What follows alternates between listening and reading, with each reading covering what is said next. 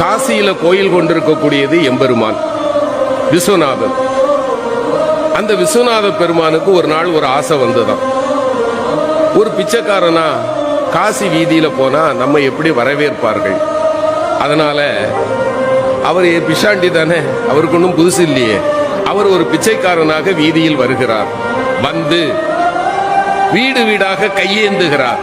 காலையிலிருந்து மாலை வரை காசிமா நகர் முழுக்க அலைந்த பிறகும் அன்னபூரணியினுடைய கணவனுக்கு ஒரு பிடி சோறு கொடுப்பதற்கு யாரும் தயாராக இல்லை.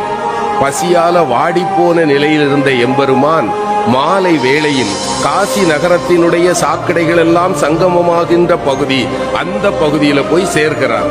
அங்கே ஒரு ஏழை உட்கார்ந்திருக்கிறான். அவன் தொழுநோயாளி. அவனை சுற்றி 4 நாய்கள் இருக்கின்றன. அவன் வேலை என்ன தெரியுமா?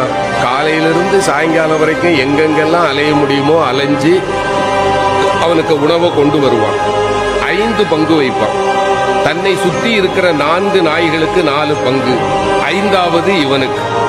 அப்படி 4 நாய்களுக்கும் கொடுத்து விட்டு இவன் சாப்பிட போகும்போது சிவபெருமான் போய் கை நீட்டினான். பசிக்குதுப்பான்னா. அவன் அப்படி ஏற இறங்க பார்த்தான்.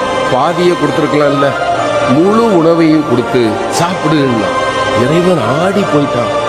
பெரிய பெரிய மாளிகையினுடைய வீடுகள்ல கூட எனக்கு ஒரு பிடி உணவு கிடைக்கல, இவன் மொத்த உணவே இவ்வளவுதான், இவங்கிட்ட நான் யாருன்னு சொல்லிடணும். அப்பா நான் யார் தெரியுமா? அந்த ஏழை சொன்னான். ரொம்ப தேவையா? பசியை பற்றியும் எனக்கு தையா தெரியும். நானாவது காலையிலிருந்து தான் சாப்பிடல, உன்னை பார்த்தா 3 நாளா சாப்பிடாத அசாமி மாதிரி தெரியுது. சாப்பிடு, உன் கதையை சொல்லு. இல்ல நான் சொல்லுவேன்.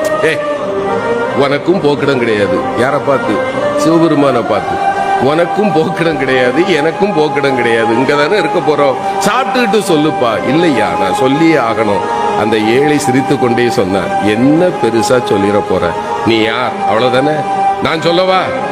நீ பரம்பொருள்.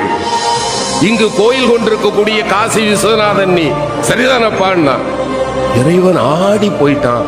ஞானிகளாலும் கண்டுகொள்ள முடியாத என்னை மகனே நீ எப்படிப்பா கண்டுகொண்டாயின்னா. அந்த ஏழை சொன்னா, இந்த ஊர்ல யாருமே என்ன மனுஷனா பார்க்க மாட்டாங்க ஐயா. என்ன பார்த்தா 100 அடி தள்ளி போயிடுவாங்க. ஆனால் என்னைக்கு சமமாக அமர்ந்து அழுகி போன என் கையில் இருக்கிற உணவை கூட உண்பதற்கு ஒருவன் கையேந்துவான் என்றால் என் கருணை கடலே, உன்னை தவிர வேறு யாரால் ஐயா இது முடியும்? நீ என் முன்னே வந்து அமர்ந்த போதே நான் கண்டுகொண்டேன். நீ